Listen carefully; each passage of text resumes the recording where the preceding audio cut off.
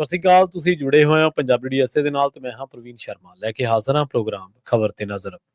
ਖਬਰ ਤੇ ਨਜ਼ਰ ਪ੍ਰੋਗਰਾਮ ਦੇ ਵਿੱਚ ਕਈ ਅਹਿਮ ਤੇ ਕਈ ਖਾਸ ਖਬਰਾਂ ਨੂੰ ਲੈ ਕੇ ਚਰਚਾ ਕਰਨ ਦੇ ਲਈ ਜੁੜ ਚੁੱਕੇ ਨੇ ਪੰਜਾਬ ਤੋਂ ਸੀਨੀਅਰ ਪੱਤਰਕਾਰ ਅਤੇ ਸਰਗਰਮ ਸਮਾਜਿਕ ਕਾਰਕੁਨ ਦੀਪਕ ਸ਼ਰਮਾ ਚਨਾਰਥਲ ਜੀ।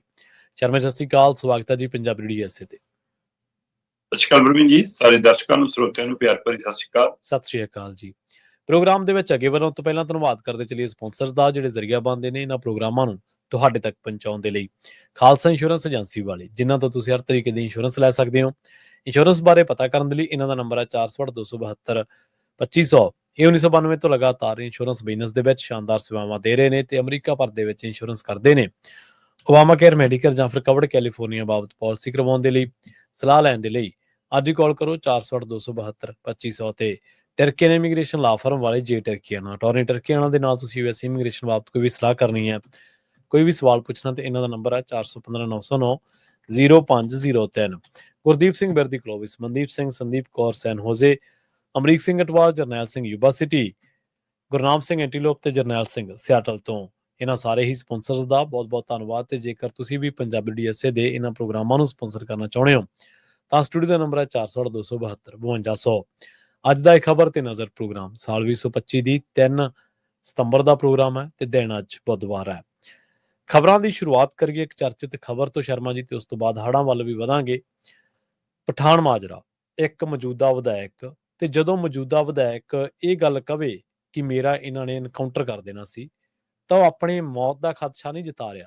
ਉਹ ਇੱਕ ਫੋਰਸ ਜਿਸ ਨੂੰ ਬਹੁਤ ਪ੍ਰਚਾਰਿਆ ਜਾਂਦਾ, ਬਹੁਤ ਡਿਸਪਲਿਨਡ ਫੋਰਸ ਕਿਹਾ ਜਾਂਦਾ ਸਰਕਾਰਾਂ ਵੱਲੋਂ, ਉਹ ਪੰਜਾਬ ਪੁਲਿਸ ਦੇ ਜਿਹੜੀ ਕਾਰਜ ਕੁਸ਼ਲਤਾ ਜਾਂ ਉਹਨਾਂ ਦੀ ਜਿਸ ਤਰੀਕੇ ਦਾ ਕੰਮਕਾਰ ਹੈ ਉਹ ਤੇ ਵੀ ਕਿੰਤੂ ਕਰ ਰਿਹਾ। ਤੇ ਉਸ ਤੋਂ ਵੱਡਾ ਕਿੰਤੂ ਇਹ ਉੱਠ ਰਿਹਾ ਵੀ ਪੰਜਾਬ ਸਰਕਾਰ ਤੇ ਪੰਜਾਬ ਪੁਲਿਸ ਨੇ ਇਹਨੂੰ ਡਿਨਾਈ ਨਹੀਂ ਕੀਤਾ, ਇਹਦਾ ਖੰਡਨ ਨਹੀਂ ਕੀਤਾ ਕਿ ਨਹੀਂ ਸਾਡੀ ਕੋਈ ਮਨਸ਼ਾ ਹੈ ਜੀ ਨਹੀਂ ਸੀ ਜੀ।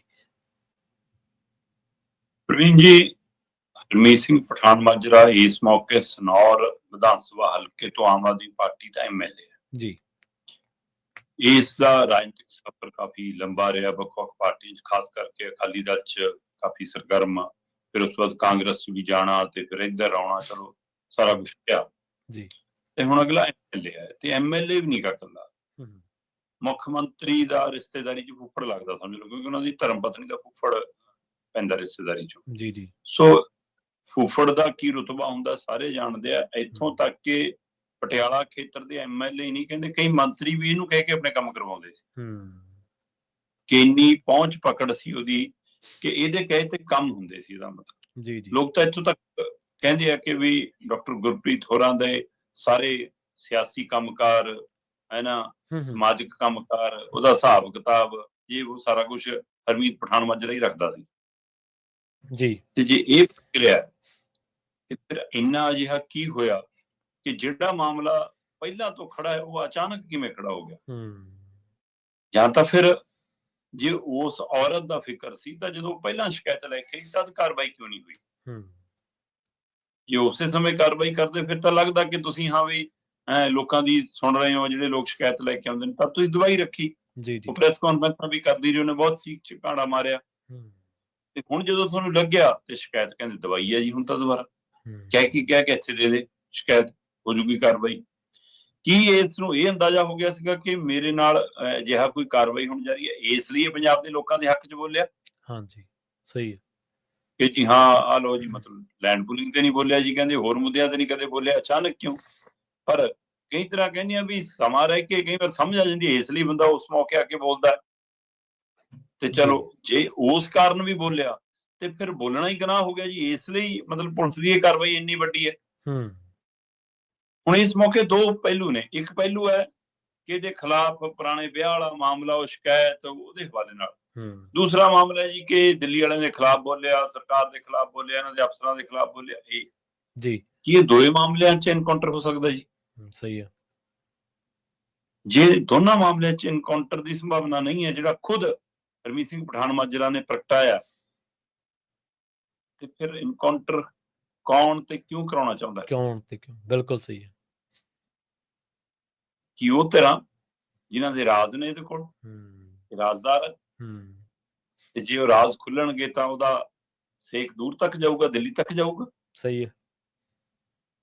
ਕੀ ਇਸ ਲਈ ਇਹਦਾ ਐਨਕਾਊਂਟਰ ਹੋਣਾ ਚਾਹੁੰਦਾ ਕਿ ਰਾਜ ਵੀ ਨਾਲੇ ਖਤਮ ਹੋ ਜਾਣ? ਇਹ ਉਹੀ ਪੰਜਾਬ ਪੁਲਿਸ ਹੈ ਜਿਹਨੇ ਜਥੇਦਾਰ ਤੱਕ ਨਹੀਂ ਛੱਡੇ ਸੀ। ਇਹ ਉਹੀ ਪੁਲਿਸ ਹੈ ਜਿਹਨੇ ਖਾਲੜਾ ਤੱਕ ਵਰਗਾ ਨਹੀਂ ਬਖਸ਼ਿਆ, ਜਿਹੜਾ ਲੋਕਾਂ ਲਈ ਸਿਰਫ ਲਾਸ਼ਾਂ ਲਈ ਉਹ ਲੜ ਰਿਹਾ ਸੀ ਨਾ। ਤਾਂ ਤੁਹਾਨੂੰ ਤਾਂ ਨਹੀਂ ਕੁਝ ਕਹਿ ਰਿਹਾ ਸੀ, ਉਹ ਤਾਂ ਇੱਕ ਸੱਚ ਲਿਆ ਰਿਹਾ ਸੀ ਸਾਹਮਣੇ ਕਿ ਭਾਈ ਜਿਹੜੇ ਬੰਦਿਆਂ ਦੇ ਬਾਲੀ ਵਾਰਸ ਹੈਗੇ ਤੁਸੀਂ ਤਾਂ ਉਹਨਾਂ ਨੂੰ ਵੀ। ਸੋ ਇਸ ਲਈ ਇਹ ਲਹੂ ਜਿਹੜਾ ਲੱਗਿਆ ਫਿਰ ਇਹ ਸਿਸਟਮ ਦੇ DNA 'ਚ ਜੀ, ਤੇ ਉਹ DNA ਇੱਥੇ ਤੱਕ ਆ ਗਿਆ ਕਿ ਹੁਣ MLA ਵੀ ਖਪਾਉਣਾ ਕੋਈ ਔਖਾ ਨਹੀਂਗਾ। ਤੇ ਫਿਰ ਆਮ ਲੋਕਾਂ ਨਾਲ ਕੀ ਹੁੰਦਾ ਹੋਊਗਾ? ਤਾਜੀ ਪਿਛਲੇ ਘਟਨਾਵਾਂ ਨੇ ਕਿਵੇਂ ਗਿੱਟੇ ਗੁੱਟਿਆਂ 'ਚ ਗੋਲੀਆਂ ਮਾਰੀਆਂ ਨੇ, ਉਦਾਹਰਨ ਸਾਡੇ ਮੂਹਰੇ ਖੜੀ ਹੈ। ਹੁਣ ਇਹ ਸਾਰੀ ਪ੍ਰਕਿਰਿਆ ਦੇ ਵਿੱਚ ਉਹਦੀ ਵੀਡੀਓ ਸਾਹਮਣੇ ਆਉਂਦੀ ਆ ਕਿ ਵੀ ਮੈਂ ਬਿਲਕੁਲ ਖਿਸਕਿਆ, ਪਰ ਮੈਂ ਕੋਈ ਗੋਲੀ ਨਹੀਂ ਚਲਾਈ ਪੁਲਿਸ ਤੇ। ਪੁਲਿਸ ਸਹੁੰ ਖਾ ਕੇ ਕਹਿ ਦੇਵੇ ਆਪਣੇ ਜਵਾਕਾਂ ਦੀ, ਜੇ ਬਾਬਾ ਬੁੱਢਾ ਜੀ ਨੂੰ ਮੰਨਦੀ ਹੈ, ਠੀਕ ਹੈ, ਜਿਹਨੂੰ ਵੀ ਤੁਸੀਂ ਮੰਨਦੇ ਹੋ, ਮਤਲਬ ਕਹਿਣ ਦਾ ਤਰੀਕਾ ਇਹੀ ਹੁੰਦਾ, ਕਹਿਣ ਦਾ ਤਰੀਕਾ ਇਹੀ, ਸਹੀ ਹੈ, ਠੀਕ ਹੈ ਨਾ, ਕਿ ਤੁਸੀਂ ਸਹੁੰ ਖਾ ਲਓ ਵੀ ਗੁਰੂ ਘਰ ਚੜ ਜਾਓ ਬਈ, ਹੈ ਨਾ, ਮੰਦਿਰ 'ਚ ਆ ਜਾਓ ਵੀ, ਜਿਹੜੇ ਸੰਤ ਮਹਾਂਪੁਰਸ਼ ਫਕੀਰ ਨੂੰ ਮੰਨਦੇ ਹੋ ਉੱਥੇ ਆ ਜਾਓ ਜੀ। ਸੋ ਇਸ ਤਰੀਕਾ ਕਰਨਾ ਉਹਨੇ ਕਿਹਾ ਵੀ ਕਿ ਸਹੁੰ ਖਾ ਕੇ ਕਹਿ ਦਿਓ ਕਿ ਮੈਂ ਗੋਲੀ ਚਲਾਈ। ਕਹਿੰਦਾ ਮੈਂ ਤਾਂ ਤੁਹਾਨੂੰ ਰੋਟੀ ਪਾਣੀ 'ਚ ਉਲਝਾ ਲਿਆ ਤੇ ਮੈਂ ਖਿਸਕ ਗਿਆ। ਤੇ ਹੁਣ ਉਹ ਕਹਿੰਦਾ ਵੀ ਕਿ ਮੈਂ ਤਾਂ ਖਿਸਕਿਆ, ਮੇਰਾ ਇਹਨਾਂ ਨੇ ਐਨਕਾਊਂਟਰ ਕਰ ਦੇਣਾ ਸੀ, ਮੇਰੇ ਕੋਲ ਜਾਣਕਾਰੀ ਸੀ। ਕੌਣ ਕਰਨਾ ਚਾਹੁੰਦਾ ਐਨਕਾਊਂਟਰ? ਕਿਉਂ ਕਰਨਾ ਚਾਹੁੰਦਾ ਐਨਕਾਊਂਟਰ? ਕੀ ਸਿਰਫ ਇਸ ਲਈ ਜੀ ਹਾਂ ਉਹ ਮਤਲਬ ਕਿ ਰੇਤਾਂ ਦੇ ਮਾਮਲੇ 'ਚ ਬੋਲ ਪਿਆ, ਖੱਡਾਂ ਦੇ ਮਾਮਲੇ 'ਚ ਬੋਲ ਪਿਆ, ਹੜ੍ਹਾਂ ਦੇ ਮਾਮਲੇ 'ਚ ਬੋਲ ਪਿਆ, ਕੀ ਇਸ ਲਈ ਕਿ ਉਹ ਦਿੱਲੀ ਵਾਲਿਆਂ ਨੂੰ ਇਹ ਕਹਿੰਦਾ ਕਿ ਅਬਦਾਲੀ ਤੋਂ ਵੱਧ ਲੁੱਟ ਰਹੇ ਹੋ ਤੁਸੀਂ, ਹੈ ਨਾ, ਇਸ ਲਈ ਕਿ ਭਗਵੰਤ ਮਾਨ ਹੁਣ ਖੜਾ ਹੋ ਜਾਵੇ, ਜੇ ਨਾ ਖੜਾ ਹੋਇਆ ਤਾਂ ਫਿਰ ਪਿੰਡਾਂ 'ਚ ਬਣ ਜੂਗੇ, ਜੁੱਤੀਆਂ ਪੈਣੀਆਂ ਸਾਡੇ ਤਾਂ। ਇਹਨਾਂ ਦੋ ਕਾਰਨਾਂ ਦੇ ਵਿੱਚ ਉਧਾਰ ਬਣਾ ਕੇ ਉਹਦੇ ਤੇ ਕਾਰਵਾਈ ਹੋਈ ਹੈ। ਜਾਂ ਔਰਤ ਦੀ ਸ਼ਿਕਾਇਤ ਦੇ ਆਧਾਰ ਦੇ ਉੱਤੇ ਇਹ ਇਸ ਤਰੀਕਾ ਕਰਦੀ ਜਿਹਦੀ ਉਹ ਗੱਲ ਕਰਦਾ ਉਹ ਪਹਿਲੂ ਹੈ। ਸਹੀ ਹੈ। ਇਹਦਾ ਮਤਲਬ ਤਾਂ ਫਿਰ ਤਾਂ ਜੇ ਇਹੋ ਜਿਹੀ ਸ਼ਿਕਾਇਤਾਂ ਦੇ ਨਾਂ ਤੇ ਐਨਕਾਊਂਟਰ ਹੁੰਦੇ ਹੁਣ, ਫਿਰ ਰੋਜ਼ ਨਿੱਤ ਪੰਜਾਬ ਦੇ ਨਾਮ ਦੇ ਉੱਤੇ ਪਤਾ ਨਹੀਂ ਕਿੰਨੇ ਲੋਕਾਂ ਦੀ ਸ਼ਿਕਾਇਤਾਂ ਇਹੋ ਜਿਹੀਆਂ ਦਰਜ ਹੁੰਦੀਆਂ, ਜਿਹ 'ਚੋਂ ਸੱਚੀਆਂ ਵੀ ਹੁੰਦੀਆਂ, ਝੂਠੀਆਂ ਵੀ ਹੁੰਦੀਆਂ। ਸਹੀ ਹੈ। ਐਨਕਾਊਂਟਰ ਫਿਰ ਜੇ ਸਰਕਾਰ ਦੇ ਖਿਲਾਫ ਬੋਲਣਾ, ਇਹਨਾਂ ਦੀ ਲੀਡਰਸ਼ਿਪ ਦੇ ਖਿਲਾਫ ਬੋਲਣਾ, ਫਿਰ ਤਾਂ ਸਵੇਰ ਨੂੰ ਸਾਡੇ ਵਰਗੇ ਕਿੰਨਿਆਂ ਦੀ ਲਾਈਨ ਲਾਈ ਹੋਵੇ ਇਹਨਾਂ ਨੇ। ਮਤਲਬ ਫਿਰ ਇਹ ਵੀ ਹੈਗਾ, ਹਾਂਜੀ, ਸਹੀ ਹੈ, ਕਿ ਬਈ ਸੱਚ ਬੋਲਣਾ ਹੈ ਤਾਂ ਫਿਰ ਉਹਦਾ ਮਤਲਬ ਇਹ। ਪਰ ਇੱਥੇ ਰਾਜਨੀਤੀ ਨਾਲ ਹੈ, ਇੱਥੇ ਤੁਸੀਂ ਵਿਧਾਇਕ ਹੋ, ਉਸ ਪਾਰਟੀ ਦੇ ਵਿਧਾਇਕ ਹੋ, ਉਹਨਾਂ ਦੇ ਸਿਸਟਮ ਦਾ ਹਿੱਸਾ ਹੋ, ਤੁਸੀਂ ਉਹਨਾਂ ਦੀਆਂ ਸਿਆਸੀ ਮਜਬੂਰੀਆਂ ਵੀ ਜਾਣਦੇ ਹੋ, ਤੁਸੀਂ ਸਿਆਸੀ ਚਲਾਕੀਆਂ ਵੀ ਜਾਣਦੇ ਹੋ, ਤੁਸੀਂ ਸਿਆਸੀਆਂ ਗੁੰਝਲਾਂ ਵੀ ਜਾਣਦੇ ਹੋ, ਤੁਸੀਂ ਉਹਨਾਂ ਦਾ ਲੁੱਟ ਖਸੁੱਟ ਦਾ ਤਰੀਕਾ ਵੀ ਜਾਣਦੇ ਹੋ, ਪੰਜਾਬ ਤੋਂ ਮਾਲ ਢੋਣਾ ਕਿਵੇਂ, ਕਿੱਥੇ ਖਪਾਉਣਾ, ਕਿਵੇਂ ਪਹੁੰਚਾਉਣਾ ਉਹ ਵੀ ਜਾਣਦੇ ਹੋ। ਕੀ ਇਹ ਸਾਰੇ ਰਾਜਦਾਰ ਦੇ ਪਹਿਲੂ ਨੇ?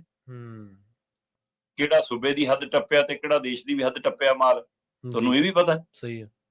ਇੱਥੇ ਜਾ ਕੇ ਇਨਵੈਸਟ ਹੋਈ, ਕਿਸੇ ਨੇ ਫਲੈਟ ਲਏ, ਕਿਸੇ ਨੇ ਕੁਆਟਰ ਲਏ, ਕਿਸੇ ਨੇ ਫਾਰਮ ਹਾਊਸ ਲਏ ਬਾਹਰ, ਕਿਸੇ ਨੇ ਘਰ ਵਾਲੀਆਂ ਵੀ ਦੋ ਬਣਾ ਲਈਆਂ। ਤਾਂ ਫਿਰ ਕੀ ਇਹ ਰਾਜ ਜਾਣਦਾ? ਇਸ ਲਈ ਡਰ ਹੈ ਕਿ ਇਹ ਨਾ ਖੋਲ ਦੇਵੇ ਤਾਂ ਐਨਕਾਊਂਟਰ। ਪਰ ਕੱਲਾ ਹੁਣ ਹਰਮੀਤ ਸਿੰਘ ਪਠਾਨ ਮਾਜਰਾ ਦਾ ਮਸਲਾ ਨਹੀਂ ਹੈ ਪ੍ਰਵੀਨ ਜੀ। ਜੇ MLA ਤੇ ਕਾਰਵਾਈ ਕਰਨੀ ਆ, ਸਪੀਕਰ ਦੀ ਮੋਹਰ ਲੱਗੀ ਹੋਣੀ ਜ਼ਰੂਰੀ ਹੈ। ਸਹੀ ਗੱਲ। ਉਹ ਪੰਜਾਬ ਦੀ ਵਿਧਾਨ ਸਭਾ ਦਾ ਮੈਂਬਰ ਹੈ, ਸੱਤਾਧਾਰੀ ਧਿਰ ਦਾ ਹੋਵੇ ਚਾਹੇ ਵਿਰੋਧੀ ਦਾ ਹੋਵੇ, ਸਪੀਕਰ ਦੀ ਮਨਜ਼ੂਰੀ ਜ਼ਰੂਰੀ ਹੈ ਪੁਲਿਸ ਕੋਲ। ਮੈਨੂੰ ਦਾ ਪੁਲਿਸ ਕੋਈ ਇਹੋ ਜਿਹਾ ਪਰਚਾ ਲੈ ਕੇ ਨਾਲ ਗਈ ਹੈ ਕਿ ਦੇਖੋ ਜੀ ਸਪੀਕਰ ਸਾਹਿਬ ਨੇ ਸਾਨੂੰ ਮਨਜ਼ੂਰੀ ਦਿੱਤੀ। ਸਪੀਕਰ ਸਾਹਿਬ ਤਾਂ ਅਮਰੀਕਾ ਨੇ ਸ਼ਾਇਦ, ਤੇ ਉੱਥੋਂ ਜੇ ਤਰੀਕ ਕਿਹੜੀ ਤਰੀਕ 'ਚ ਆਇਆ ਜੀ ਆਰਡਰ ਦੱਸ ਦੇਣ। ਪੂਰੇ ਬੈਠੇ ਹੁੰਦੇ ਫਿਰ ਤਾਂ ਪਿਛਲੀ ਤਰੀਕ 'ਚ ਵੀ ਪਵਾ ਲੈਂਦੇ, ਚੱਲ ਕੇ ਹਾਂ ਐਂਟਰੀ ਪੈ ਗਈ। ਹੁਣ ਉੱਥੋਂ ਕਿਵੇਂ ਤਰੀਕ 'ਚ ਪਾਉਣੀ ਜੇ ਵੀ ਦੱਸ ਦੇਣ, ਕਿਉਂਕਿ ਰਿਸੀਵ ਹੋਣ ਵਾਲਾ ਤਾਂ ਰਿਕਾਰਡ ਨਵੀਂ ਤਰੀਕ ਵਾਲਾ ਹੋਊਗਾ ਨਾ ਫਿਰ। ਸਹੀ ਗੱਲ। ਜੇ ਉੱਥੋਂ ਈਮੇਲ ਭੇਜਦੇ ਆ, ਫੈਕਸ ਕਰਦੇ ਆ, ਕੁਝ ਵੀ ਕਰਦੇ ਆ, ਫਿਰ ਬਿਲਕੁਲ ਉਹ ਮਨਜ਼ੂਰੀ ਕਿਤੇ ਨਹੀਂ ਹੈ। ਪਰ ਮੇਰਾ ਮੰਨਣਾ ਇਹ ਹੈ ਕਿ ਜੀ ਇਹ ਪਠਾਨ ਮਾਜਰਾ ਤਾਂ ਇੱਕ ਕੜੀ ਹੈ। ਇਹ ਨਸੀਹਤ ਆ ਉਹ ਆਪਣੇ 94 ਦੇ 94 MLA ਨੂੰ ਦੇ ਰਹੇ ਨੇ, ਇਹ ਨਸੀਹਤ ਉਹ ਆਪਣੀ ਕੈਬਨਿਟ ਨੂੰ ਦੇ ਰਹੇ ਨੇ, ਇਹੀ ਨਸੀਹਤ ਉਹ ਆਪਣੇ ਮੁੱਖ ਮੰਤਰੀ ਜਿਹੜਾ ਭਗਵੰਤ ਮਾਨ ਆ ਉਹਨੂੰ ਵੀ ਦੇ ਰਹੇ ਨੇ ਕਿ ਬੋਲ ਨਾ ਬੈਠੀ ਸਾਡੇ ਖਿਲਾਫ। ਬਿਲਕੁਲ, ਜ਼ਰੂਰਤ ਨਾ ਕਰ ਲਈ ਕਿਤੇ। ਹੁਣ ਮੈਨੂੰ ਦੱਸੋ ਕਿ ਪੰਜਾਬ ਪੁਲਿਸ ਨੂੰ ਕੌਣ ਚਲਾ ਰਿਹਾ? ਸਹੀ ਹੈ। ਹੁਣ ਦੱਸੋ ਕਿਹਦੇ ਹੁਕਮਾਂ ਤੇ ਪੰਜਾਬ ਪੁਲਿਸ ਭੱਜੀ ਫਿਰਦੀ ਹੈ ਕਿ ਹਾਂ ਵੀ MLA ਨੂੰ ਮੈਂ ਚੱਕਣਾ? ਪਤਾ ਲੱਗਾ ਜੀ ਉਹਨੇ ਜ਼ਮਾਨਤ ਲਈ ਅਰਜ਼ੀ ਲਾਈ ਹੈ ਜੀ, ਤੇ ਉਹ ਅਜੇ ਕਿਆ ਫਿਰ ਰਿਹਾ, ਪਰ ਕੁਝ ਵੀ ਸੰਭਵ ਹੈ ਇਹਦਾ ਮਤਲਬ ਜੀ। ਜੀ ਬਿਲਕੁਲ। ਅਗਲੀ ਖਬਰ ਦੇ ਵੱਲ ਵਧੀਆ, ਕਹਿੰਦੇ ਹੜ੍ਹਾਂ ਦੇ ਵਿੱਚ ਦਿੱਲੀ ਵਾਲੇ ਸਿਆਸੀ ਚਿਹਰੇ ਚਮਕਾਉਣ ਆ ਰਹੇ ਆ ਜੀ। ਦੇਖੋ ਆਪਾਂ ਲਗਾਤਾਰ ਗੱਲ ਕਰਦੇ ਆਏ ਹਾਂ ਕਿ ਪੰਜਾਬ ਦੇ ਵਿੱਚ ਜੋ ਸਥਿਤੀ ਹੈ ਉੱਥੇ ਸਰਕਾਰਾਂ ਲੱਭ ਨਹੀਂ ਰਹੀਆਂ, ਸਿਸਟਮ ਲੱਭ ਨਹੀਂ ਰਿਹਾ। ਠੀਕ ਹੈ, ਤਸਵੀਰਾਂ 'ਚ ਦਿਖਦੀਆਂ ਨੇ, ਤਸਵੀਰਾਂ 'ਚ ਦਿਖਦਾ ਕਿ ਮੁੱਖ ਮੰਤਰੀ ਸਾਹਿਬ ਦਾ ਮਨ ਪਿੰਗਲ ਗਿਆ, ਅੱਖਾਂ 'ਚ ਹੰਝੂ ਆ ਗਏ, ਬੀਬੀ ਨੂੰ ਗਲ ਲਾ ਕੇ ਰੋਏ, ਹੈ ਨਾ, ਉਸ ਕੀ ਨਿਕਲ ਗਈ, ਹੁਣ ਕੀ ਕਰ ਬਈ? ਠੀਕ ਹੈ, ਤੁਸੀਂ ਨਾਟਕ ਕਰ ਰਹੇ ਹੋ, ਸਟੇਜ ਸ਼ੋਅ ਕਰਦੇ ਰਹੇ ਹੋ, ਪਰ ਤੁਸੀਂ ਤਾਂ ਪਤਾ ਨੂੰ ਵੀ ਨਾਟਕ ਬਣਾ ਲਿਆ। ਇਹਦਾ ਮਤਲਬ ਤੁਸੀਂ ਅਸਲ ਪੀੜਤਾਂ ਤੱਕ ਪਹੁੰਚਣ ਤੋਂ ਡਰਦੇ ਹੋ। ਤੁਹਾਨੂੰ ਲੱਗਦਾ ਕਿ ਲੋਕ ਕੱਪੜੇ ਫਾੜ ਦੇਣਗੇ। ਤੁਸੀਂ ਆਪਣੇ ਸੁਰੱਖਿਆ ਘੇਰੇ 'ਚ ਰਹਿਣਾ ਚਾਹੁੰਦੇ ਹੋ। ਬਈ ਜੇ ਇੰਨਾ ਡਰ ਲੱਗਦਾ ਤਾਂ ਫਿਰ ਤੁਹਾਡੀ ਪਾਲਿਸੀ ਹੈ ਕਿ ਮੁਰਗੀਖਾਨਾ ਖੋਲੋ। ਸਹੀ ਹੈ।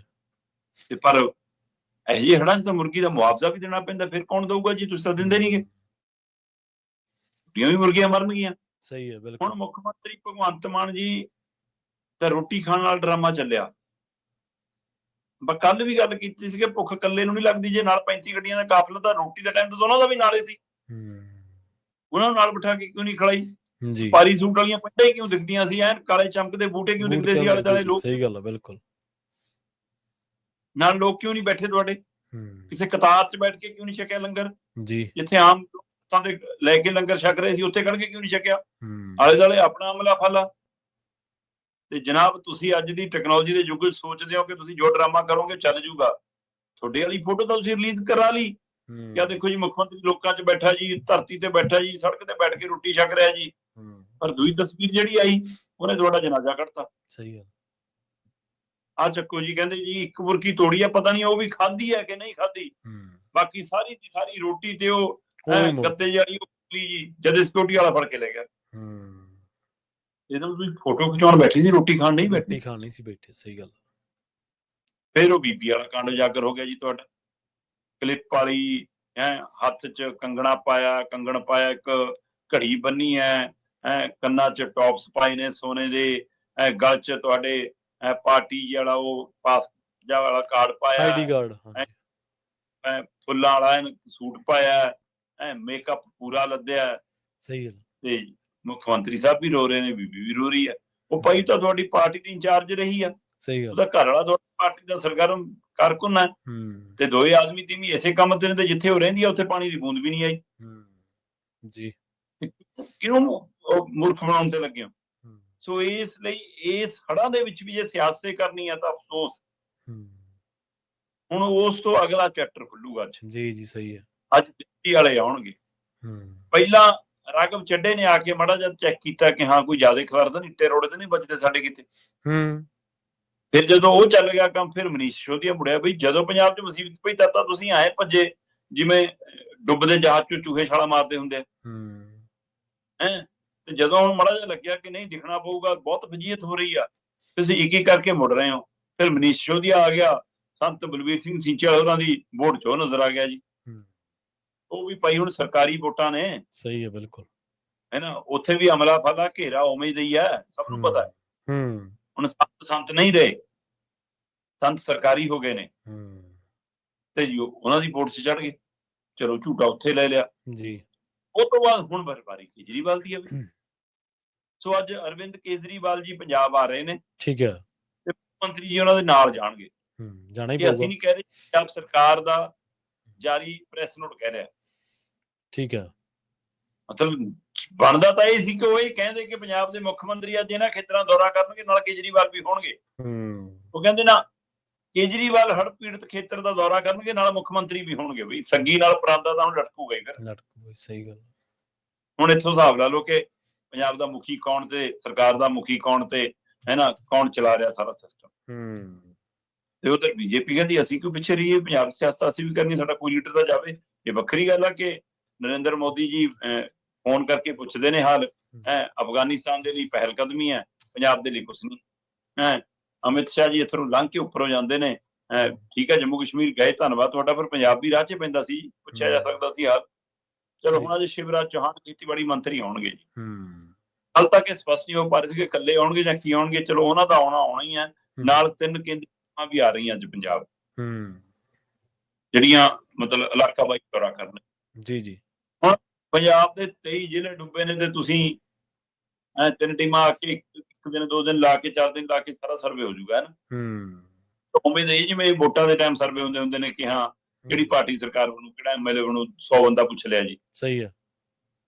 ਚੰਗਾ ਤਾਂ ਇਹ ਹੁੰਦਾ ਕਿ ਮੁੱਖ ਮੰਤਰੀ ਸਾਹਿਬ ਤੁਸੀਂ ਡਰਾਮੇ ਰੋਟੀਆਂ ਖਾਣ ਦੇ, ਗੱਲ ਲਾ ਕੇ ਰੋਣ ਦੇ, ਚਾਬੀਆਂ ਫੜਾਤੀਆਂ ਮੈਂ ਚੌਪਰ ਦੀਆਂ, ਉਹ ਡਰਾਮੇ ਕਰਨ ਦੀ ਬਜਾਏ ਤੁਸੀਂ ਆਪਣੇ ਵਿਭਾਗ ਸਾਰੇ ਲਾਏ ਹੁੰਦੇ ਕਿ ਰੋਜ਼ ਮੈਨੂੰ ਰਿਪੋਰਟ ਕਰੋ, ਪਸ਼ੂਆਂ ਦੀ ਗਿਣਤੀ, ਰੋਜ਼ ਮ੍ਰਿਤਕਾਂ ਦੀ ਗਿਣਤੀ, ਖੇਤਾਂ ਦਾ ਹਿਸਾਬ ਕਿਤਾਬ, ਜੇ ਪਿੰਡ ਡੁੱਬੇ ਨੇ ਤਾਂ ਉਹ 'ਚ ਦੁਕਾਨਦਾਰ ਵੀ ਡੁੱਬਿਆ, ਉਹ 'ਚ ਮਜ਼ਦੂਰ ਵੀ ਡੁੱਬਿਆ, ਉਹਨਾਂ ਦਾ ਨੁਕਸਾਨ ਹੈ ਨਾ, ਉਹ ਸਾਰਾ ਕੁਛ ਡਾਟਾ ਤਿਆਰ ਕਰਵਾਉਂਦੇ, ਤੇ ਅੱਜ ਕੇਂਦਰ ਦੀ ਟੀਮਾਂ ਆਉਂਦੀਆਂ ਤੇ ਮੂਹਰੇ ਰੱਖ ਦਿੰਦੇ ਕਿਆ ਚੱਕੋ। ਉਹ ਤਾਂ ਕੰਮ ਹੈ ਨਹੀਂ ਜੀ, ਉਹ ਕੰਮ ਆਉਂਦਾ ਨਹੀਂ। ਤੇ ਹੁਣ ਜੇ ਆਮ ਆਦਮੀ ਪਾਰਟੀ ਦਾ ਸੁਪਰੀਮੋ ਤੇ ਬੀਜੇਪੀ ਦਾ ਮੰਤਰੀ ਆ ਰਿਹਾ, ਫਿਰ ਕਾਂਗਰਸ ਕਹਿੰਦੀ ਅਸੀਂ ਕਿਉਂ ਪਿੱਛੇ ਰਹੀਏ, ਉਹਨਾਂ ਨੇ ਵੀ ਕਹਿੰਦੇ ਰਾਹੁਲ ਬਾਬਾ ਨੂੰ ਬੁਲਾ ਲਿਆ। ਸਹੀ ਹੈ, ਰਾਹੁਲ ਜੀ ਥੋੜਾ ਜਿਹਾ ਪਜਾਮਾ ਚੱਕ ਕੇ ਫੋਟੋ ਖਿਚਾ ਜਾਓ ਆ ਕੇ। ਸੋ ਅੱਜ ਕਹਿੰਦੇ ਉਹਨਾਂ ਦੀ ਸੰਭਾਵਨਾ। ਸੋ ਇਸ ਲਈ ਦਿੱਲੀ ਵਾਲੇ ਸਿਆਸੀ ਲੀਡਰ ਅੱਜ ਇਸ ਹੜ੍ਹਾਂ 'ਚ ਆਪਣੇ ਸਿਆਸੀ ਚਿਹਰੇ ਚਮਕਾਉਣ ਆ ਰਹੇ ਨੇ। ਵਾਹ ਜੀ। ਅਗਲੀ ਗੱਲ ਕਰੀਏ ਆਪਾਂ, ਕੱਲ ਵੀ ਤੁਸੀਂ ਨੁਕਤਾ ਛੋਇਆ ਸੀਗਾ ਇਹ ਵੀ ਜੇ ਹੜ੍ਹਾਂ ਦੇ ਨਾਲ ਬਰਬਾਦੀ ਲੋਕ ਕਹਿੰਦੇ ਸਾਡੀ ਹੈ, ਤਾਂ ਰੇਤ ਕਿਉਂ ਨਹੀਂ ਸਾਡੀ, ਉਦੋਂ ਕਿਉਂ ਫਿਰ ਮਾਈਨਿੰਗ ਦੇ ਪਰਚੇ ਦਰਜ ਕਰਦੇ ਹੋ? ਪ੍ਰਵੀਨ ਜੀ, 23 ਜ਼ਿਲ੍ਹੇ ਪੂਰੀ ਤਰ੍ਹਾਂ ਹੜ੍ਹ ਦੀ ਮਾਰ ਹੇਠ ਨੇ। ਸਤਲੁਜ ਤੇ ਘੱਗਰ ਦਾ ਵੱਡਾ ਖਤਰਾ ਖੜਾ ਹੋ ਗਿਆ। ਪਿੰਡਾਂ ਦੀ ਗਿਣਤੀ ਆਏ ਦਿਨ ਵੱਧਦੀ ਜਾ ਰਹੀ ਹੈ ਜੀ। ਆਪਾਂ 300 ਤੋਂ ਸ਼ੁਰੂ ਹੋ ਕੇ ਮਤਲਬ 834 ਪਿੰਡਾਂ ਤੋਂ ਹੁੰਦਿਆਂ ਹੋਇਆਂ 1000 ਤੱਕ ਆਏ, 1200 ਤੱਕ ਆਏ, 1300 ਤੱਕ ਆਏ, 1500 ਤੱਕ ਆਏ। ਕੱਲ ਦੇਰ ਸ਼ਾਮ ਦਾ ਅੰਕੜਾ, ਅੱਜ ਦਿਨ ਚੜ੍ਹਦਿਆਂ ਨੂੰ ਸ਼ਾਇਦ ਡਰ ਖੜਾ ਹੋਰ ਨਾ ਵੱਧ ਜਾਵੇ, 1655 ਤੋਂ ਵੱਧ ਪਿੰਡ ਸਿੱਧੇ ਰੂਪ ਦੇ ਵਿੱਚ ਪਾਣੀ 'ਚ ਡੁੱਬੇ, ਤਕਰੀਬਨ 1700 ਕਹਿ ਸਕਦੇ। ਤੇ ਤੁਸੀਂ ਇੱਥੋਂ ਅੰਦਾਜ਼ਾ ਲਾ ਲਓ 1700 ਦੇ ਕਰੀਬ ਪਿੰਡਾਂ ਦੀ ਇਹ ਸਥਿਤੀ ਹੈ ਨਾ। ਤੇ ਇੱਧਰ ਮਤਲਬ ਕਿ ਸਾਡੇ ਪੂਰਾ ਖੇਤ ਖਲਿਆਣ ਹੈ ਨਾ, ਉਹ ਸਾਰਾ ਕੁਛ ਤਾਮਝਾਮ। ਜਦੋਂ ਪਿੰਡ ਡੁੱਬਦਾ ਤਾਂ ਉਹਦੇ ਨਾਲ ਕਿੰਨਾ ਕੁਛ ਨਾਲੇ ਡੁੱਬਿਆ ਨਾ ਜੀ ਜੀ। ਕੱਚੇ ਘਰ ਵੀ, ਬੇਜ਼ਮੀਨੇ ਲੋਕ ਵੀ ਹੈ ਨਾ, ਉਹ ਦੁਕਾਨਦਾਰ ਵੀ, ਉਹ ਛੋਟਾ ਹੱਟੀ ਫੜੀ ਵਾਲਾ ਵੀ, ਸਾਰਾ ਕੁਛ ਉਹ ਵੀ ਨਾਲ ਨੁਕਸਾਨ। ਹੁਣ ਇਸ ਸਭ ਦੇ ਵਿੱਚ ਸਵਾਲ ਵੱਡਾ ਇਹ ਖੜਾ ਹੈ ਕਿ ਕੇਂਦਰ ਕੀ ਦਿੰਦਾ ਜੀ, ਜੇ ਆਪਾਂ ਕਿਸਾਨੀ ਪਹਿਲੂ ਤੋਂ ਬਚ ਲਈਏ, ਜਿਹਦੀ ਸ਼ਰੇਆਮ ਸਿੱਧੇ ਰੂਪ ਸਾਨੂੰ ਸਾਹਮਣੇ ਦਿਖਦੀ ਆ, ਜੇ ਉੱਥੇ ਤੁਸੀਂ ਕਹਿੰਦੇ ਹੋ ਜੀ ਕਿ ਆ ਕੇਂਦਰ ਵਾਲੇ ਤਾਂ 1600 ਕੁਛ ਰੁਪਈਏ, 6800 ਕੁਛ ਰੁਪਈਏ ਆਉਣਗੇ, ਤੇ ਸੂਬੇ ਵਾਲੇ 8 ਬਣਦੇ ਜੀ, 14-15 ਹਜ਼ਾਰ ਰੁਪਈਆ ਕੁੱਲ ਬਣਦਾ ਜੀ 1 ਕਿੱਲੇ ਪਿੱਛੇ। ਪਰ ਪਿਛਲੀ ਵਾਰ 23 ਵਾਲੇ ਹੜ੍ਹ ਦੇ ਵਿੱਚ ਕੇਂਦਰ ਵਾਲੇ 6800 ਦਾ ਕੁਝ ਲੋਕਾਂ ਨੂੰ ਮਿਲੇ, ਪੰਜਾਬ ਵਾਲੇ ਤਾਂ ਉਹ ਵੀ ਨਹੀਂ ਮਿਲੇ, 8000 ਦੇ ਕਰੀਬ। ਬਿਲਕੁਲ ਸਹੀ ਹੈ, ਬਿਲਕੁਲ। ਤੇ ਫਿਰ ਜੇ 1 ਕਿੱਲੇ ਪਿੱਛੇ ਤੁਸੀਂ 6800 ਦੇਣਾ ਹੈ ਨਾ, ਤੇ ਜੀ ਇਸੇ ਤਰ੍ਹਾਂ ਮੁਰਗੀਆਂ ਦਾ ਗਿਣਤੀ ਆ ਕਿ ਇਹਨਾਂ 100 ਦਾ ਹੀ ਦੇ ਸਕਦੇ ਆ ਜੀ, ਇਹ ਤੋਂ ਵੱਧ ਨਹੀਂ। ਕਿੱਲੇ ਵਾਲੇ ਦਾ ਵੀ 3 ਤੋਂ 4 ਕਿੱਲੇ ਵਾਲੇ ਦੇ ਸਕਦੇ, ਚਾਹੇ ਤੁਹਾਡੇ 10 ਹੋਣ ਚਾਹੇ 15 ਹੋਣ, ਫਿਰ ਹਿਸਾਬ ਲਾ ਲਓ ਜੀ ਕੀ ਭਰਪਾਈ ਆ। ਤੇ ਦੁਕਾਨ ਵਾਲੇ ਦਾ, ਬੇਜ਼ਮੀਨੇ ਦਾ, ਮਜ਼ਦੂਰ ਦਾ, ਉਹਦਾ ਤੁਸੀਂ ਕੋਈ ਟੱਕਾ ਹੀ ਹਿਸਾਬ ਨਹੀਂ ਰੱਖਣਾ। ਅਜੇ ਤੱਕ ਤੁਹਾਡੇ ਪਸ਼ੂ ਪਾਲਣ ਵਿਭਾਗ ਕੋਲ ਇਹ ਨਹੀਂ ਪਤਾ ਕਿ ਕਿੰਨੀਆਂ ਮੈਸਾਂ ਮਰੀਆਂ, ਕਿੰਨੇ ਬਲਦ ਮਰੇ, ਕਿੰਨੀਆਂ ਬੱਕਰੀਆਂ ਮਰੀਆਂ, ਕਿੰਨੀਆਂ ਭੇਡਾਂ ਮਰੀਆਂ, ਕਿੰਨੇ ਹੜ ਗਏ, ਕਿੰਨੇ ਨੁਕਸਾਨ, ਕਿੰਨਾ, ਉਹਦਾ ਕੋਈ ਹਿਸਾਬ ਹੀ ਨਹੀਂ ਗਾ ਜੀ। ਤੇ ਕੌਣ ਮੁਆਵਜ਼ਾ, ਕਿਹਦਾ ਮੁਆਵਜ਼ਾ ਕਿੱਦਾਂ ਦੇਣਾ? ਹੁਣ ਇਹ 'ਚ ਸਵਾਲ ਖੜਾ ਕਿ ਵੀ ਪਹਿਲੀ ਗੱਲ ਤਾਂ ਦਰਿਆ ਦੇ ਵਿੱਚ ਜਿਹੜੇ ਇਹ ਲੋਕ ਕਹਿੰਦੇ ਨੇ ਕਿ ਜੀ ਘਰ ਇਹਨਾਂ ਨੇ ਦਰਿਆਵਾਂ 'ਚ ਆ ਕੇ ਪਾਲੇ, ਇਹਨਾਂ ਨੇ ਪਾਲੇ, ਉਹ ਕਹਿੰਦੇ ਭਾਈ ਵਾਲੀਆਂ ਜ਼ਮੀਨਾਂ ਨੇ, ਮਾਲਕੀ ਵਾਲੀ, ਜਿਹੜੇ ਅਜੇ ਵੀ ਕਾਗਜ਼ਾਂ 'ਚ ਵੱਸਦੇ ਨੇ ਹੈ ਨਾ, ਪਰ ਹਕੀਕਤ 'ਚ ਬੇਚਰਾਗ ਹੋ ਚੁੱਕੇ ਨੇ। ਸਹੀ ਗੱਲ। ਤੇ ਜੇ ਪਿੰਡ ਦੀ ਮੁੱਢ ਵੱਜੀ ਆ ਤਾਂ ਉਹ ਕੋਈ ਥਾਂ ਹੈ, ਜੇ ਜ਼ਮੀਨ ਖੇਤ ਆ ਉਹ ਕਹਿੰਦੇ ਨੰਬਰ ਵਾਲੀ ਜ਼ਮੀਨ ਹੈ, ਮਾਲਕੀ ਵਾਲੀ ਜ਼ਮੀਨ ਹੈ। ਤੇ ਜਦੋਂ ਤੁਸੀਂ ਬੰਨ ਨਹੀਂ ਹੁੰਦੇ ਸੀ ਤਾਂ ਦਰਿਆ ਆਪਣੇ ਆਪ ਥਾਂ ਬਦਲਦਾ ਰਹਿੰਦਾ ਸੀ ਤੇ ਉਹਦੇ ਨਾਲ ਫੈਲ ਜਾਂਦਾ ਸੀ। ਪਾਕਿਸਤਾਨ ਵਾਲੇ ਕਹੀ ਜਾਂਦੇ ਕਿ ਜੇ ਸਾਡੇ ਕੋਲ ਡੈਮ ਹੁੰਦੇ ਸ਼ਾਇਦ ਸਾਡੇ ਹੜ੍ਹ ਨਾ ਆਉਂਦਾ, ਅਸੀਂ ਕਹੀ ਜਾਂਦੇ ਜੇ ਡੈਮ ਨਾ ਹੁੰਦੇ ਸ਼ਾਇਦ ਸਾਡੇ ਹੜ੍ਹ ਨਾ ਆਉਂਦਾ, ਉਲਟਾ ਚੱਲ ਰਿਹਾ। ਸੋ ਇਹ ਕਿਹੜੀ ਇੰਜੀਨੀਅਰਿੰਗ ਹੈ ਜਿਹੜੀ ਇਹ ਕਹਿੰਦੀ ਹੈ ਕਿ ਪਹਿਲਾਂ ਪਾਣੀ ਪੂਰਾ ਇਕੱਠਾ ਕਰ ਲਓ ਫਿਰ ਇੱਕਦਮ ਇਕੱਠਾ ਛੱਡ ਦਿਓ। ਸਹੀ ਗੱਲ, ਬਿਲਕੁਲ। ਸੋ ਇਹ ਸਾਰੀ ਸਥਿਤੀ ਦੇ ਵਿਚਾਲੇ ਇਹ ਸਵਾਲ ਵੱਡਾ ਹੋ ਗਿਆ ਕਿ ਬਈ ਫਸਲ ਨੁਕਸਾਨੀ ਗਈ, ਤੁਸੀਂ ਕਹਿੰਦੇ ਹੋ ਕਿ ਜੀ ਕੁੱਲ ਮਿਲਾ ਕੇ 14,000-15,000 1 ਕਿੱਲੇ ਚੋਂ ਅਸੀਂ ਦੇ ਸਕਦੇ ਹਾਂ, ਉਹ ਵੀ 4 ਤੋਂ 5 ਕਿੱਲਿਆਂ ਤੱਕ, ਇਹ ਤੋਂ ਵੱਧ ਨਹੀਂ। ਫਿਰ ਸਵਾਲ ਤਾਂ ਇਹ ਹੈ ਕਿ ਬਈ ਜੇ 1 ਕਿੱਲੇ ਦਾ ਸਾਲ ਦਾ ਠੇਕਾ 70-80 ਹਜ਼ਾਰ ਜਾਂਦਾ ਹੈ, 70,000 ਵੀ ਆਪਾਂ ਮੰਨ ਲਈਏ, ਪਰ ਇੱਕ ਫਸਲ ਬਰਬਾਦੀ ਦਾ 35,000 ਤਾਂ ਬਣਦਾ ਭਾਈ। ਸਹੀ ਗੱਲ, ਬਿਲਕੁਲ। ਵੈਸੇ ਲੈਂਡ ਪੂਲਿੰਗ ਦਾ ਤੁਸੀਂ ਲੱਖ ਰੁਪਇਆ ਦੇ ਰਹੇ ਸੀ, ਤੇ ਫਿਰ 50,000 ਤਾਂ ਦੋ 1 ਕਿੱਲੇ ਪਿੱਛੇ, ਅੱਧੀ ਫਸਲ ਦੇ ਹਿਸਾਬ ਨਾਲ। ਉਹ ਕਹਿੰਦੇ ਜੀ ਦਰਿਆ ਵਾਲੇ ਦਾ ਇਹੀ ਨਿਸ਼ਚਿਤ ਕਰ ਦੋ, ਜਿਵੇਂ ਤਾਰ ਪਾਰ ਵਾਲੇ ਦਾ ਕਿ ਵੀ ਇੰਨੇ ਨੁਕਸਾਨ ਹੋਵੇ, ਨਾ ਪੈਦਾਵਾਰ ਹੋਵੇ ਤਾਂ ਇੰਨਾ ਮਿਲੂਗਾ ਮੁਆਵਜ਼ਾ, ਉਵੇਂ ਕਹਿੰਦੇ ਇੱਥੇ ਦਰਿਆ ਵਾਲੇ ਦਾ ਕਰ ਦੋ ਤੈਅ ਫਿਰ।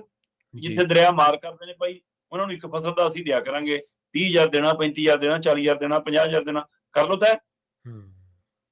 ਉਹ ਵੀ ਨਹੀਂ ਦੇਣਾ ਵੀ 6800 ਜਾਂ ਕੁੱਲ ਮਿਲਾ ਕੇ 14,000 ਤਾਂ ਬਹੁਤ ਬੜੀ ਰਾਸ਼ੀ ਕਹੀ ਜਾਂਦਾ ਮੈਂ ਤਾਂ, 6800 ਹੀ। ਤੇ ਫਿਰ ਇਹਦਾ ਮਤਲਬ ਉਹਨੂੰ ਇੰਨਾ ਅਧਿਕਾਰ ਤਾਂ ਦੇ ਦਿਓ ਕਿ ਜੇ ਉਹਦੇ ਚ ਰੇਤ ਬੜਿਆ ਆ ਕੇ, ਕਿਉਂਕਿ ਜਾਂ ਤਾਂ ਦਰਿਆ ਖੇਤ ਦੀ ਮਿੱਟੀ ਹੜਾ ਕੇ ਲੈ ਜਾਂਦੇ ਨੇ ਜਾਂ ਛੱਡ ਜਾਂਦੇ ਨੇ। ਸਹੀ ਹੈ, ਬਿਲਕੁਲ। ਤੇ ਫਿਰ ਉਹਨੂੰ ਉਹ ਮਤਲਬ ਫਸਲ ਬਰਬਾਦ ਕਿਸਾਨ ਦੀ, ਰੇਤ ਆਇਆ ਤਾਂ ਸਰਕਾਰ ਦਾ। ਕਮਾਲ ਹੈ ਬਈ। ਫਿਰ ਤੁਸੀਂ ਆਪਣੇ ਪ੍ਰਾਈਵੇਟ ਯਾਰਾਂ ਦੋਸਤਾਂ ਮਿੱਤਰਾਂ ਨੂੰ, ਲੈਂਡ ਮਾਫੀ ਵਾਲਿਆਂ ਨੂੰ, ਮਾਈਨਿੰਗ ਮਾਫੀ ਵਾਲਿਆਂ ਨੂੰ ਠੇਕੇ ਦਿੱਤੇ ਨੇ।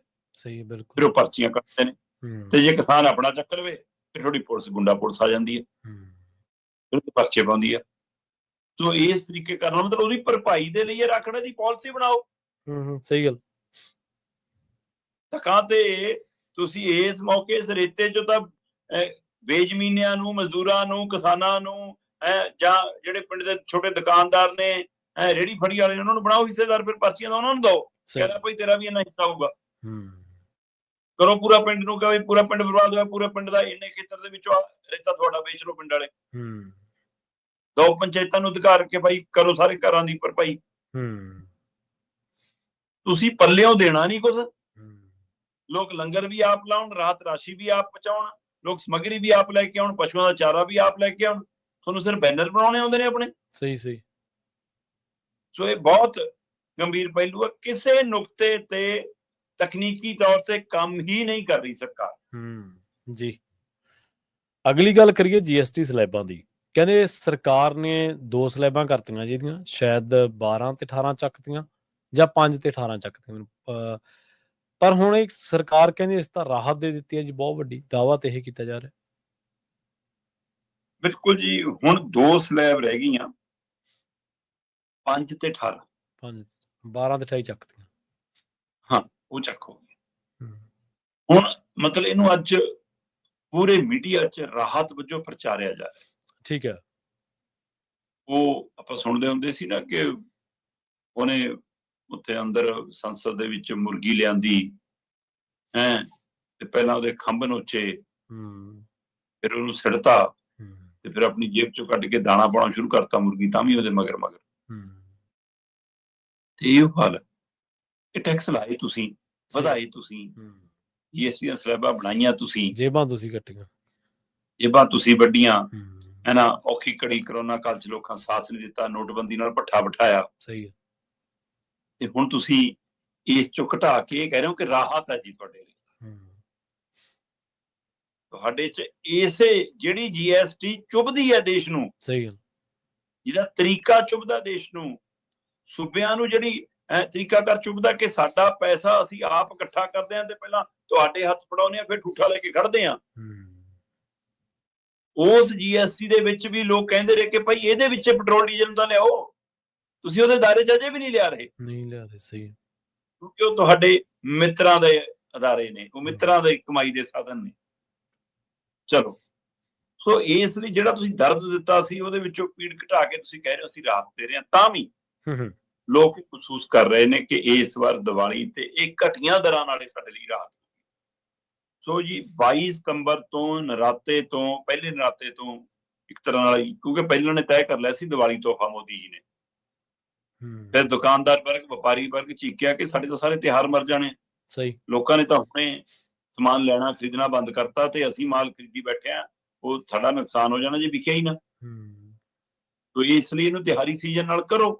ਫਿਰ ਹੁਣ ਉਹਦੇ ਹਵਾਲੇ ਨਾਲ ਫਿਰ ਇਹਨਾਂ ਨੇ ਪਹਿਲੇ ਨਰਾਤੇ ਤੋਂ ਤੈਅ ਕਰਤਾ ਜੀ ਕਿ GST ਦੀਆਂ ਘਟੀਆਂ ਦਰਾਂ ਲਾਗੂ ਹੋ ਜਾਣਗੀਆਂ। ਕੱਲ ਬੈਠਕ ਸੀ, ਬੈਠਕ ਤੈਅ ਹੋ ਗਿਆ ਕਿ 22 ਸਤੰਬਰ ਤੋਂ GST ਦਰਾਂ ਘਟ ਜਾਣਗੀਆਂ। 175 ਤੋਂ ਜ਼ਿਆਦਾ ਚੀਜ਼ਾਂ ਸਸਤੀਆਂ ਹੋਣ ਦੀ ਉਮੀਦ ਹੈ। ਠੀਕ ਹੈ। ਰਾਹਤ ਵਾਲੀ ਗੱਲ ਇਹ ਹੈ ਕਿ ਪਨੀਰ ਹੋ ਜਵੇ, ਹੈ ਨਾ, ਦੁੱਧ ਹੋ ਜਾਣ, ਰੋਟੀ ਹੋ ਜਵੇ, ਪਰੌਂਠਾ ਹੋ ਜਵੇ, ਜਿਹੜੀ ਬਣੀਆਂ ਚੀਜ਼ਾਂ, ਮਤਲਬ ਇਹਨਾਂ ਤੇ ਵੀ ਟੈਕਸ ਸੀਗਾ। ਤੁਸੀਂ ਇੱਥੋਂ ਅੰਦਾਜ਼ਾ ਲਈ ਜਾਓ। ਐਮਰਜੈਂਸੀ ਵਾਲੀਆਂ ਦਵਾਈਆਂ ਹੋਣ, ਤੁਹਾਡਾ ਸਿਹਤ ਬੀਮਾ ਹੋਵੇ, ਤੁਹਾਡਾ ਜੀਵਨ ਬੀਮਾ ਹੋਵੇ, ਉਹਦੇ ਤੇ ਹੁਣ 0% ਹੈ ਜੀ। ਮਤਲਬ ਰੋਟੀ ਤੇ ਵੀ ਟੈਕਸ ਸੀ। ਜੱਜੀਆ ਹੋਰ ਕਿਹਨੂੰ ਕਹਿੰਦੇ ਆ। ਸਹੀ ਹੈ, ਬਿਲਕੁਲ। ਨਾਲ ਇਹ ਵੀ ਧਿਆਨ ਰੱਖਣ ਦੀ ਲੋੜ ਹੈ ਕਿ ਪਹਿਲਾਂ ਲਾਇਆ ਹੋਇਆ ਸੀ ਤਾਂ ਛੂਟ ਹੈ। ਫਿਰ ਪੰਜ ਵਾਲੀ ਜਿਹੜੀਆਂ ਚੀਜ਼ਾਂ ਆ ਗਈਆਂ ਉਹਦੇ ਵਿੱਚ ਬਟਰ ਆ ਗਿਆ ਜੀ, ਹੈ ਨਾ, ਮਤਲਬ ਹੈ ਨਾ, ਉਹ ਆ ਗਿਆ ਮੱਖਣ, ਹੈ, ਫਿਰ ਚੀਜ਼, ਹੈ, ਫਿਰ ਘਿਓ, ਪੈਕਟ ਵਾਲੇ ਨਮਕੀਨ, ਸਿਰ ਨੂੰ ਲਾਉਣ ਵਾਲੇ ਸ਼ੈਂਪੂ ਸ਼ੈਂਪੂ, ਤੇਲ ਤੂਲ ਸਿਰ ਵਾਲਾ, ਹੈ, ਫਿਰ ਜੀ ਟੁੱਥਪੇਸਟ ਜਿਹੜਾ ਆਪਾਂ ਕਰਦੇ ਆ, ਹਨਾ, ਫਿਰ ਟਰੈਕਟਰ, ਕੀਟਨਾਸ਼ਕ ਦਵਾਈਆਂ, ਇਹੀ ਜਿਹੀਆਂ ਭਾਂਡੇ ਭੁੰਡੇ, ਇਹਨਾਂ ਚੀਜ਼ਾਂ ਦੇ ਉੱਤੇ ਹੁਣ 5%। ਇਹ ਗਿਣਤੀ ਕਾਫੀ ਵੱਡੀ ਹੈ, 175 ਚੀਜ਼ਾਂ ਨੇ, ਮੈਂ ਮੋਟੀਆਂ ਗੱਲ ਕਰ ਰਿਹਾ।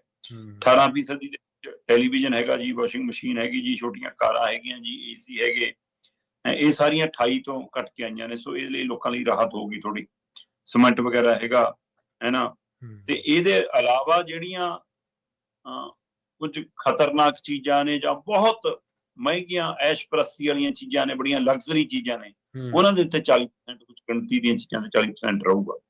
ਸੋ ਇਸ ਹੁਣ ਦੇਸ਼ ਲਈ ਇਹ ਕਿੰਨੀ ਕੁ ਰਾਹਤ ਹੈ ਤੇ ਕਿੰਨੀ ਕੀ ਹੈ, ਪਰ ਇਹਦੇ ਨਾਲ ਨਾਲ ਅਜੇ ਵੀ ਸੂਬਿਆਂ ਵਾਲੇ ਪਹਿਲੂ ਤੇ ਖੜਾ, ਜਿਵੇਂ ਸਾਡਾ ਤਾਂ 60,000 ਕਰੋੜ ਕੇਂਦਰ ਕੰਨੀ ਖੜਾ ਜੀ, ਜਿਸ ਚੋਂ 50,000 ਕਰੋੜ ਦੇ ਕਰੀਬ ਤਾਂ ਸਾਡਾ ਇਕੱਲਾ GST ਵਾਲਾ ਹੀ ਬਕਾਇਆ ਖੜਾ। ਸਹੀ 1000 ਕਰੋੜ ਦੇ ਕਰੀਬ ਸਾਡਾ ਪਿੰਡ ਵਿਕਾਸ ਫੰਡ ਖੜਾ ਨਾ, ਤੇ ਉਸ ਨਾਤੇ ਤੁਸੀਂ ਸਾਡਾ ਉਹਦੇ ਤੇ ਵੀ ਨਜ਼ਰਸਾਨੀ ਨਹੀਂ ਕੀ, ਨਾਲ ਇਹਦੇ ਨਾਲ ਇਹ ਫੈਸਲਾ ਕਿਉਂ ਨਹੀਂ ਕੀਤਾ ਕਿ ਉਹ ਸਾਰਾ ਕਲੀਅਰ ਕਰਦੇ ਅਸੀਂ ਪਿਛਲਾ ਜੀ ਸੂਬਿਆਂ ਦਾ।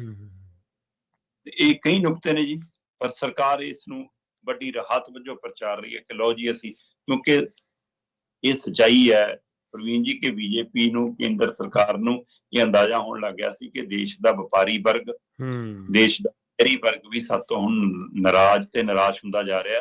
ਸਾਡਾ ਇਹ ਧਰਮ ਵਾਲਾ ਪੱਤਾ, ਸਾਡਾ ਇਹ ਜਾਤ ਫਿਰਕੇ ਵਾਲਾ ਪੱਤਾ ਲੰਬਾ ਸਮਾਂ ਨਹੀਂ ਕਰ ਰਿਹਾ। ਸੋ ਇਸ ਲਈ ਉਹਨਾਂ ਲਈ, ਉਹਦੇ ਵਿੱਚੋਂ ਉਹਨਾਂ ਨੂੰ ਵਾਪਸ ਲਿਆਉਣ ਦੇ ਲਈ ਹੁਣ ਆਹ ਕਵਾਇਦ ਵੀ ਇੱਕ ਕਾਰਗਰ ਸਾਬਤ ਹੁੰਦੀ ਹੈ ਜਾਂ ਨਹੀਂ, ਤਾਂ ਸਮਾਂ ਦੱਸੋ। ਸਹੀ ਗੱਲ ਹੈ, ਬਿਲਕੁਲ।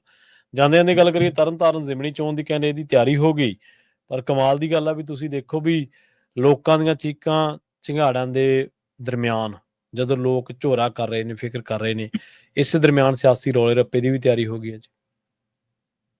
ਜੀ। ਤਿਆਰੀਆਂ ਦਾ ਤਾਂ ਜੇ ਕੰਮ ਕਰਨਾ ਹੋਵੇ ਤਾਂ ਸਰਕਾਰ ਪਹਿਲਾਂ ਤਾਂ ਲੋਕਾਂ ਨੂੰ ਇਹ ਦੱਸੇ ਕਿ ਤੁਸੀਂ 15 ਤਰੀਕ ਤੋਂ ਝੋਨੇ ਦੀ ਤਰੀਕ ਰੱਖੀ ਹੋਈ ਹੈ ਖਰੀਦ ਦੀ। 15 ਸਤੰਬਰ ਕਿੰਨੇ ਦਿਨ ਰਹਿ ਗਏ ਜੀ?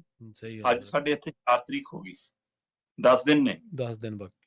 ਇਹ ਜੀ ਸਥਿਤੀ 'ਚ ਜਦੋਂ 23 ਜ਼ਿਲ੍ਹੇ ਸਾਡੇ ਪੂਰੇ ਹੜ੍ਹ ਦੀ ਮਾਰ ਹੇਠ ਹੋਣ, 12-13 ਜ਼ਿਲ੍ਹੇ ਪੂਰੀ ਡੁੱਬੇ ਹੋਣ, ਹੈ ਨਾ, ਤੇ 4-4.5 ਲੱਖ ਏਕੜ ਤੋਂ ਵੱਧ ਫਸਲ ਬਰਬਾਦ ਹੋਈ ਹੋਵੇ, ਤੇ ਫਿਰ ਉਹ ਜੇ ਤੁਸੀਂ 15 ਸਤੰਬਰ ਤੋਂ ਖਰੀਦ ਕਿਵੇਂ ਸ਼ੁਰੂ ਕਰਨੀ ਹੈ? ਸਹੀ, ਕਿਹੜੇ ਪ੍ਰਬੰਧ ਹੋ ਗਏ ਜਾਂ ਕਿਹੜੀ ਤਰੀਕ ਅੱਗੇ ਵਧਾ ਲਈ, ਕਿੱਥੇ ਝੋਨਾ ਆ ਰਿਹਾ, ਕੋਈ ਜਿਹੀ ਜਾਣਕਾਰੀ ਅਜਿਹੇ 'ਚ ਕਿੱਥੇ? ਇਹ ਸਵਾਲ ਹੈ। ਫਿਰ ਤੁਸੀਂ ਕਹਿੰਦੇ ਜੀ 5 ਤਰੀਕ ਤੋਂ ਤਾਂ ਅਸੀਂ 5 ਅਕਤੂਬਰ ਤੋਂ ਜ਼ਿਲ੍ਹਾ ਪ੍ਰੀਸ਼ਦ ਬਲਾਕ ਸੰਮਤੀ ਚੋਣਾਂ ਨੇ ਜੀ ਸਾਡੀਆਂ ਦਾ। ਠੀਕ ਹੈ, ਅੱਛਾ। ਹੁਣ ਇਹ ਹੜ੍ਹ 'ਚ ਡੁੱਬੇ ਲੋਕ ਵੋਟਾਂ ਮੰਗਣਗੇ, ਲੀਡਰ ਖੜੇ ਹੋਣਗੇ ਇੱਥੇ, ਸ਼ਰਮ ਨਹੀਂ ਆਊਗੀ ਉਹਨਾਂ ਨੂੰ ਜੇ ਇਹੀ ਕੁਛ ਹੁੰਦਾ? ਸਹੀ। ਸੋ ਖੜਾ, ਉਹਦੇ ਬਾਰੇ ਤੁਹਾਡੀ ਕੋਈ ਰਣਨੀਤੀ ਜੋ ਇਹੋ ਜਿਹਾ ਕੁਛ ਨਹੀਂ। ਫਿਰ ਪਿੱਛੇ ਚੋਣ ਕਮਿਸ਼ਨ ਦਾ ਵੀ ਹਾਲ ਹੋ ਜੇ, ਚੋਣ ਕਮਿਸ਼ਨ ਕਿਹੜਾ ਕੋਈ ਇਹਨਾਂ ਤੋਂ ਵੱਖਰਾ ਹੁਣ? ਚੋਣ ਕਮਿਸ਼ਨ ਰਾਜਨੀਤਿਕ ਪਾਰਟੀਆਂ ਨੂੰ ਬੁਲਾ ਕੇ ਕਹਿੰਦਾ ਜੀ ਤਿਆਰੀ ਕਰ ਰਿਹਾ ਜੀ, ਇਤਰਾਜ਼ ਦਰਜ ਕਰਾਓ ਜੀ, 2 ਤਰੀਕ ਤੋਂ ਇਤਰਾਜ਼ਾਂ ਦੀ ਪ੍ਰਕਿਰਿਆ ਸ਼ੁਰੂ ਹੋ ਗਈ ਜੀ, ਕੱਚੀ ਸੂਚੀ ਜਾਰੀ ਕਰਤੀ ਜੀ ਅਸੀਂ, ਆ ਚੱਕੋ ਜੀ 17 ਸਤੰਬਰ ਤੱਕ ਇਤਰਾਜ਼ ਦਾ ਟਾਈਮ ਹੈ ਜੀ, ਜੇ ਕੁਛ ਕਰਨਾ ਜੀ, ਨਹੀਂ ਤਾਂ ਫਿਰ 30 ਸਤੰਬਰ ਨੂੰ ਅਸੀਂ ਫਾਈਨਲ ਸੂਚੀ ਜਾਰੀ ਕਰ ਦੇਣੀ ਹੈ ਜੀ, ਤੇ ਉਸ ਤੋਂ ਬਾਅਦ ਚੋਣ ਹੋ ਸਕਦੀ ਹੈ। ਸਾਰੀ ਰਾਜਨੀਤਿਕ ਪਾਰਟੀਆਂ ਨਾਲ ਚੋਣ ਕਮਿਸ਼ਨ ਨੇ ਕੀਤੀ ਹੈ ਤੇ ਬਕਾਇਆ ਤੌਰ ਤੇ ਤੈਅ ਹੋ ਗਿਆ ਜੀ ਕਿ ਜਿਹੜਾ ਮਤਲਬ ਕਿ ਇਹ ਹਲਕਾ ਹੈ ਤਰਨਤਾਰਨ ਵਿਧਾਨ ਸਭਾ ਹਲਕਾ, ਇਹਦੇ ਵਿੱਚ 222 ਦੇ ਕਰੀਬ ਪੋਲਿੰਗ ਸਟੇਸ਼ਨ ਹੋਣਗੇ। ਜ਼ਿਆਦਾਤਰ ਖੇਤਰ ਹੈ ਇਹ, ਇਹਨਾਂ 222 ਦੇ ਵਿੱਚੋਂ ਮਤਲਬ ਸ਼ਹਿਰੀ ਦੇ ਵਿੱਚ ਤਾਂ 60 ਕੇ ਹੋਣਗੇ, ਬਾਕੀ 162 ਦੇ ਕਰੀਬ ਨੇ ਜਿਹੜੇ ਉਹ ਪਿੰਡ 'ਚ ਹੋਣੇ ਆ ਪੋਲਿੰਗ ਸਟੇਸ਼ਨ। ਸਹੀ।